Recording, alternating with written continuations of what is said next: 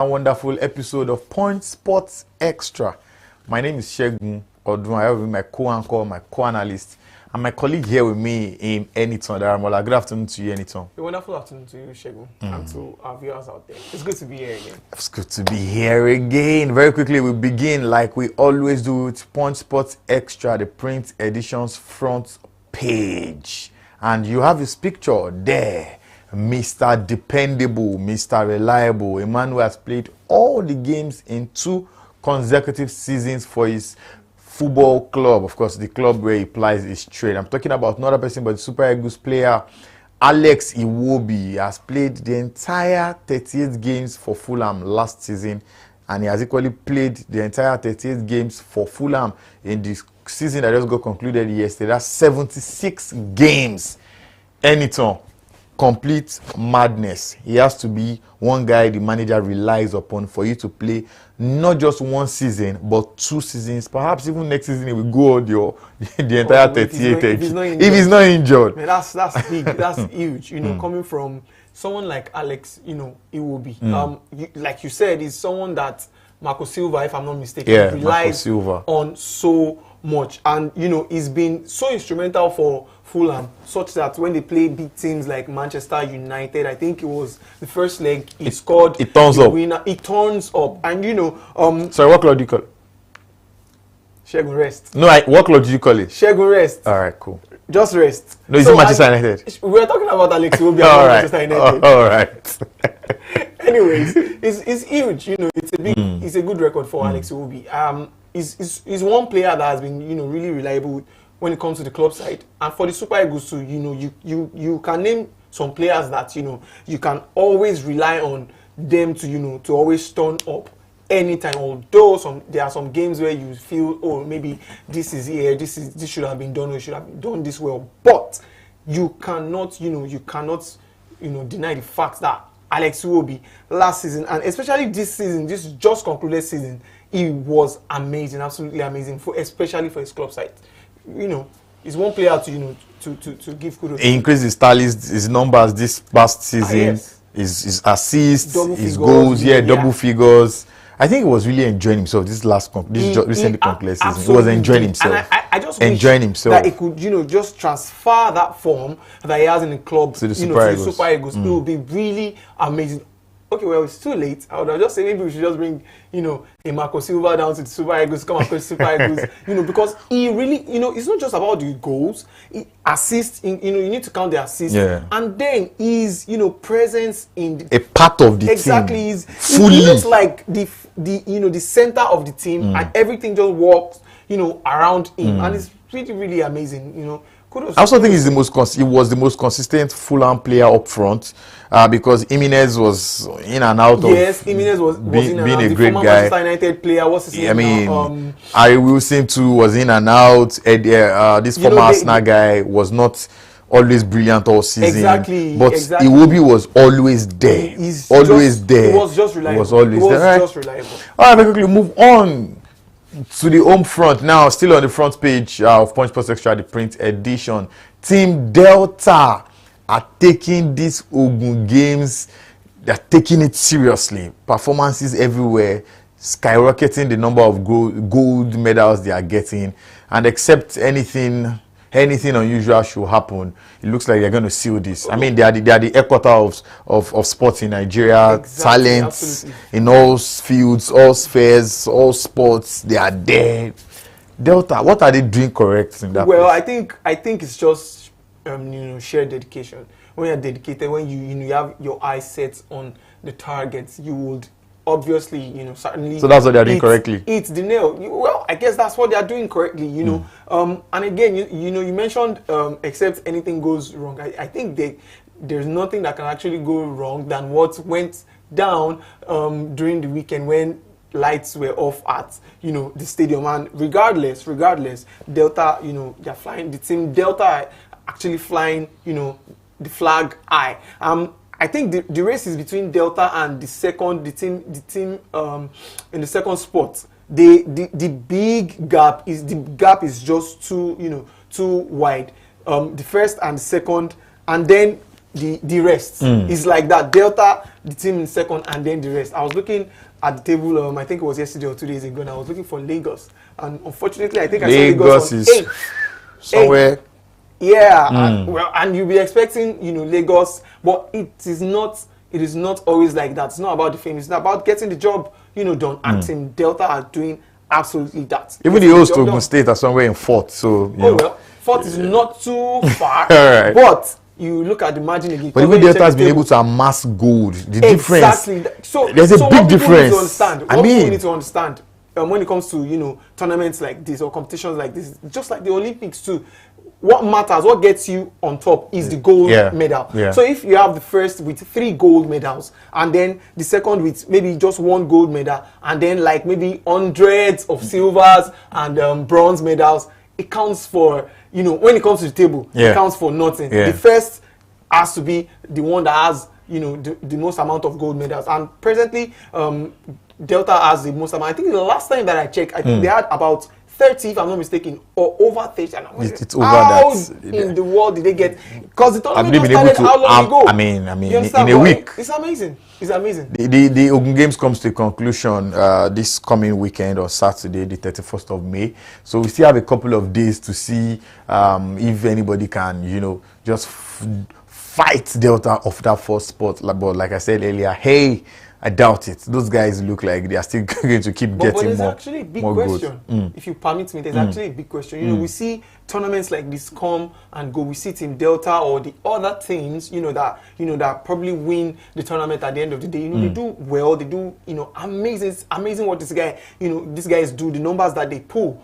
But the big question is, where do we go from here? Because we always, see a flash of something and then it just fades away like that. We don't hear their names again. Exactly. We don't see them in Commonwealth. What do we do from here? We really need to sit down and have a holistic look at this. At the guys at the helm of affairs, and you just say, what do we do with this? This is raw talent. You understand? This is prospects that we should not allow go to waste. You understand? So that's just a big question. I hope they can answer.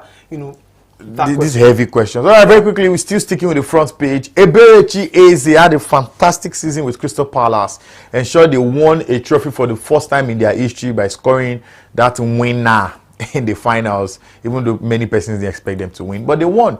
Guess what? Bayern Munich are looking for him. Reports have it that £68 million is being put on the table for Eberechi Eze. Remember, Bayern last season came to Crystal Palace and stole Michael Olise. This time around, they are bringing 68M to steal Eberechi Eze. Do you think it's time for him to leave? I think you should recall our conversation last Monday, when I was saying that if the team is in the Premier League, do not open their eyes to, to see the potentials that Eberechi Eze possesses. You understand? A team from outside will come and steal him. And that's what's about to happen. Yes, if they can pull it off, which I believe they actually can, it will be a big miss for teams Palace. In the should Premier he leave? League. Should he leave? Should he leave Palace? Yes, I think this is the best time for him to leave.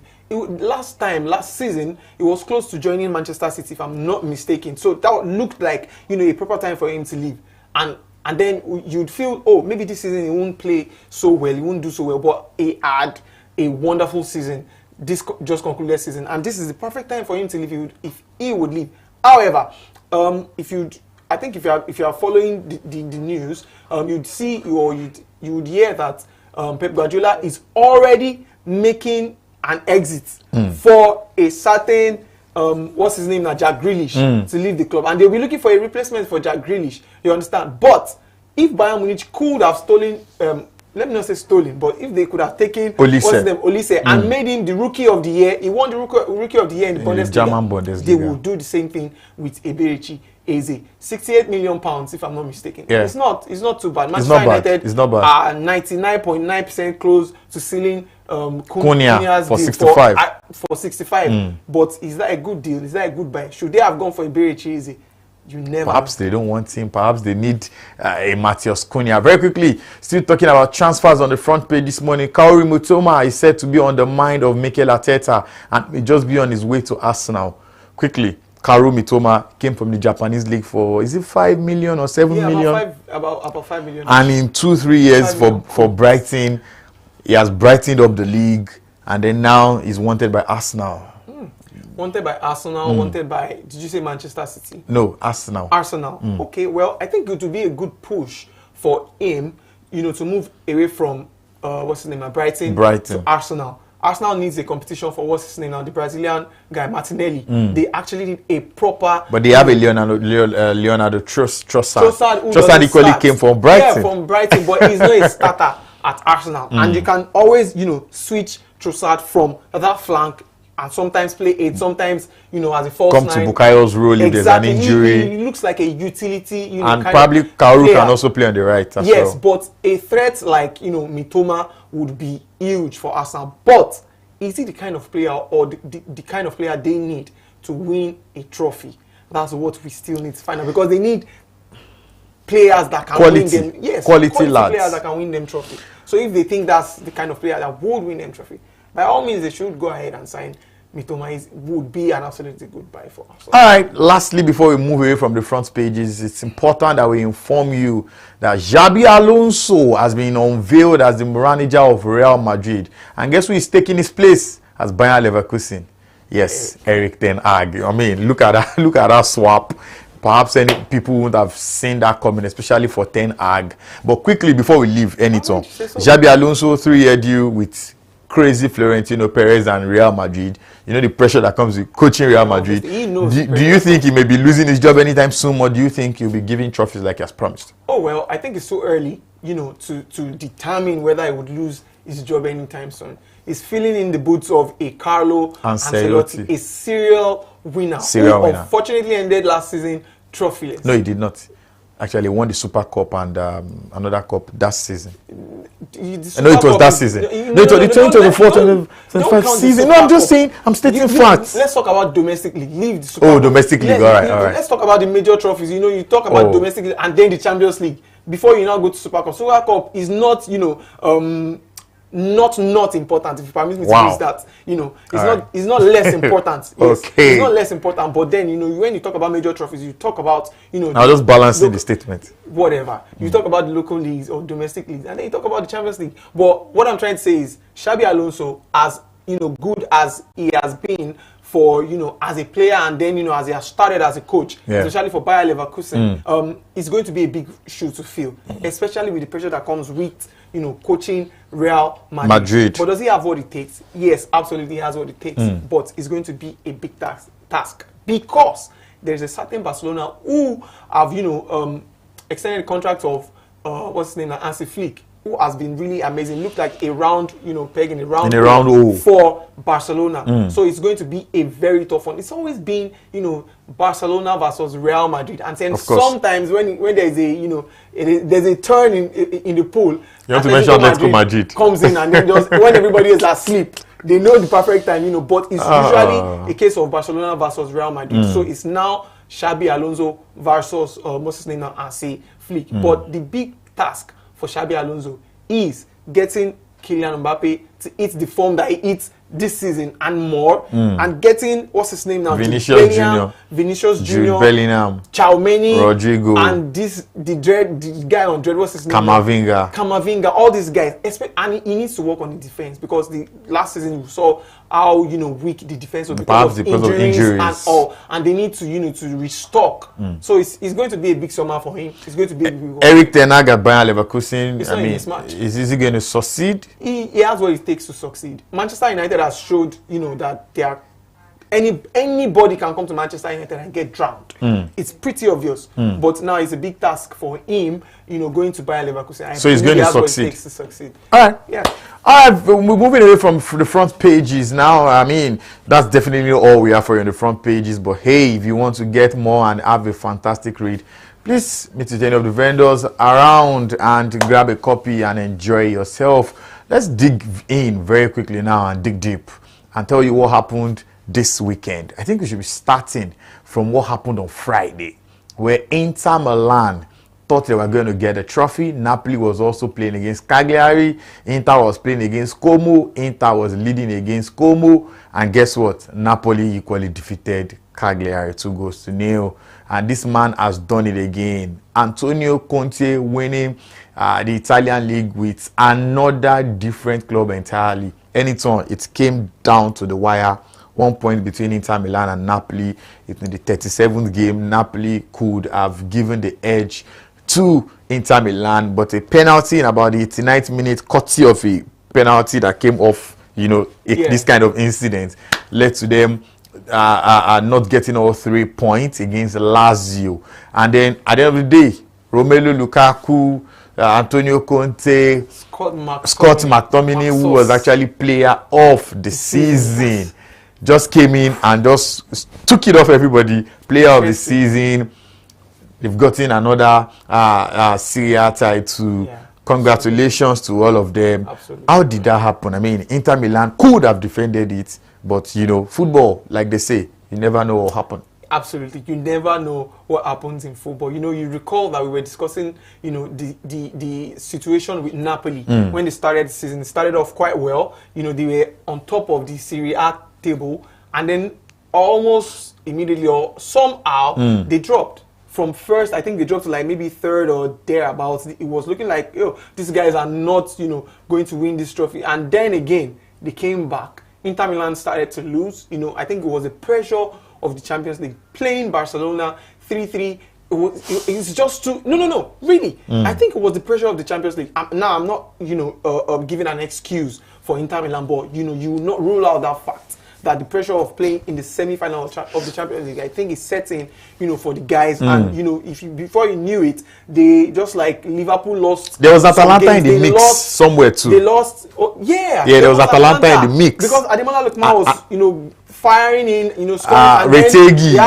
Retegi was also firing. There was an issue with the coach, and then, because they lost a penalty that, and then all of a sudden, they started coming down. Yeah. Exactly. But Napoli were somewhere, doing the work. They didn't get tired. They kept on pushing. And, you need to give kudos to Scott McTominay. There's a saying that, you never know what you have until you lose it. That's the case of Manchester United. This guy was forced out, because they needed to fill in one or two. Forced out by Eric Ten Hag. Exactly. Who eventually... No, I don't think it was Eric Ten Hag, because I think it was the management. It was but Ten Hag didn't want him. He didn't want him to leave, actually. He didn't want him. He wanted him to stay. He wanted him to stay. A manager can say, I need this person. He said it after the transfer. That yes, he didn't want. Yes, after he was let go. That it was more like a decision that they had to take. You understand? But it didn't sit well with him. Quick one, editor. It looks like you leave Manchester United, you go and succeed. Well, I mean, there are too many examples. Too many. I think I agree with you. What is wrong with Manchester United? Exactly. That's a big question. That's a very big question. I can't answer that question, but I think I have a clue as to where that problem is from. They've done a lot of shedding at the club. They cut costs. They even cut meal.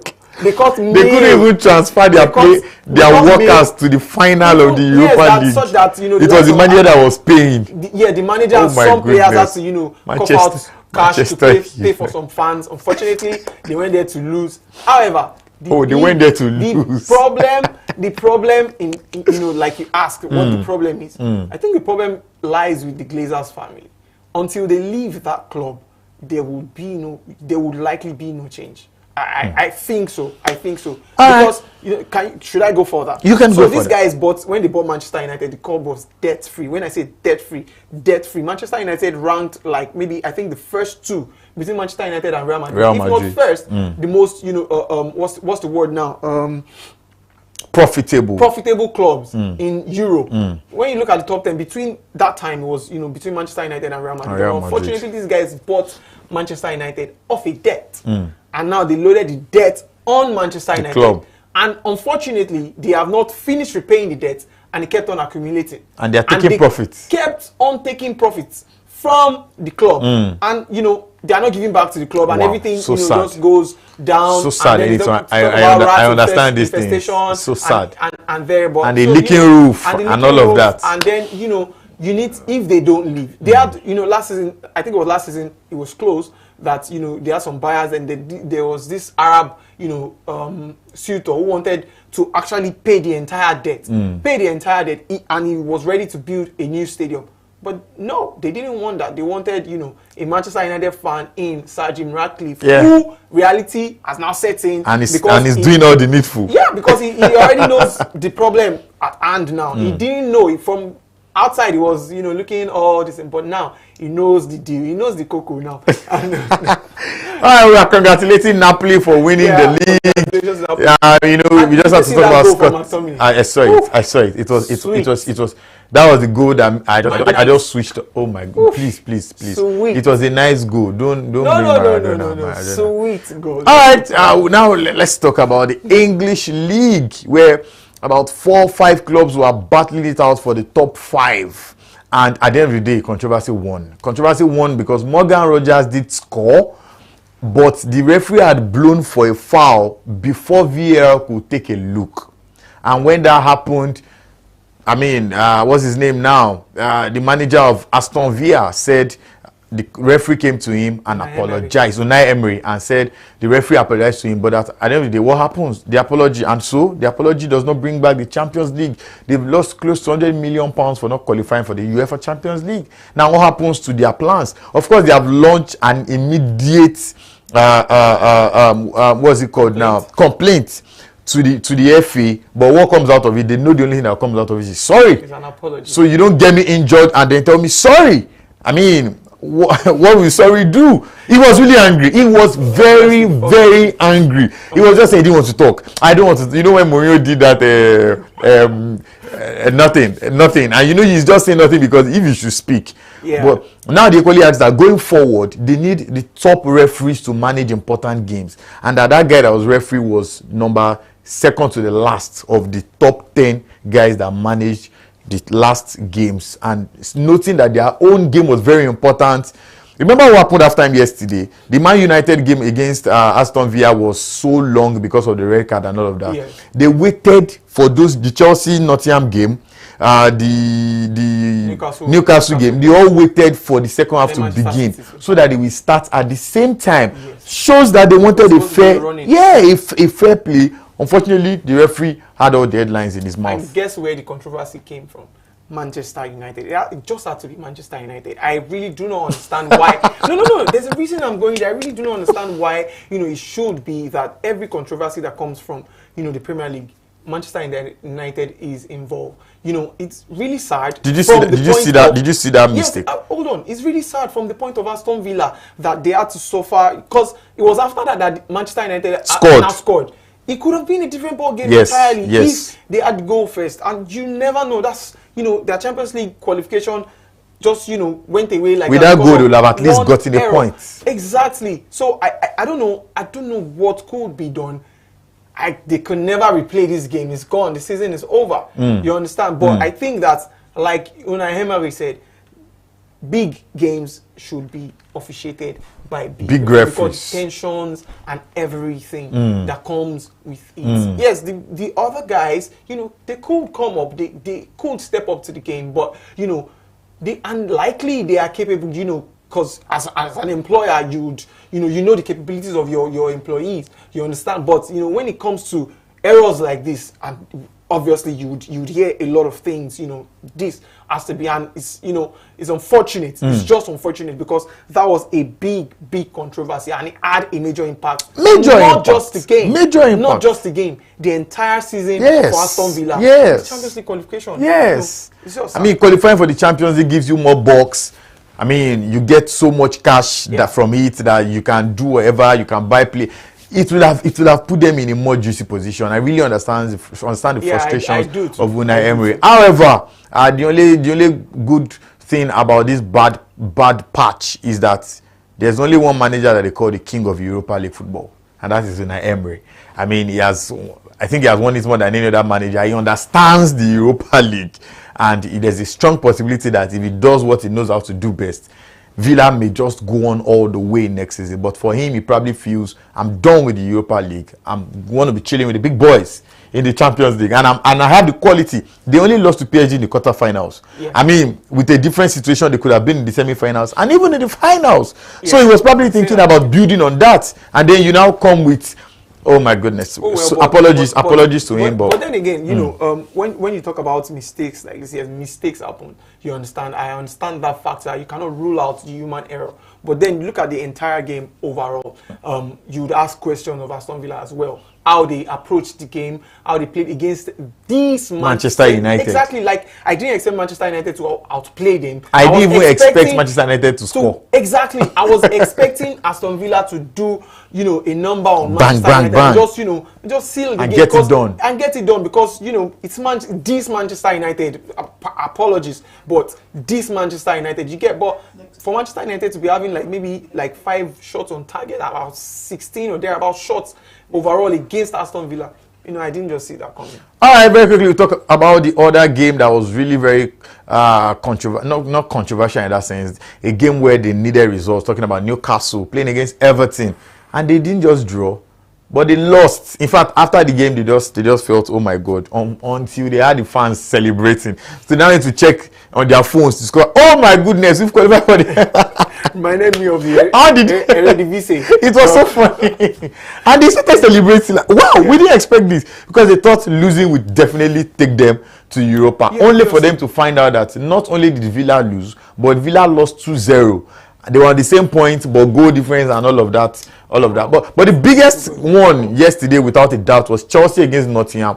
All Nottingham needed to do to qualify for the Champions League was beat Chelsea. And all Chelsea needed to do to qualify for the Champions League was beat Nottingham. There was Maranakis in the air watching his boys, you know, after what happened the other day with Taiwo Awoniyi, and then the ban on Gary Neville not being able to go into the stadium yesterday. But at the end of the day, Chelsea did what the manager has always said all season, that his dream this season was to be in the top 4. And indeed, he ended 4th.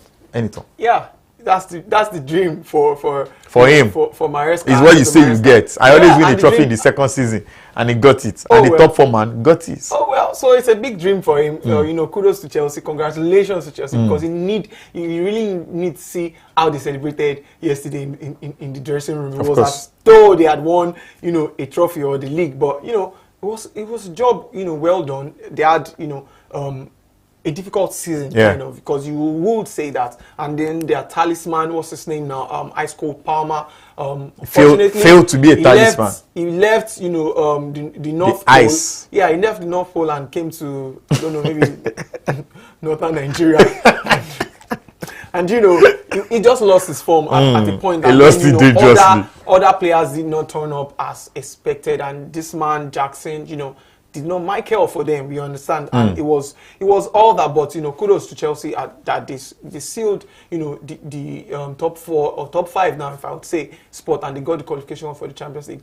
Who knows what they will do next season? Let's hope that they are able to, you know, to do better next season. All right, let's talk about tennis. Rafael Nadal, the main man. The main man himself, you know.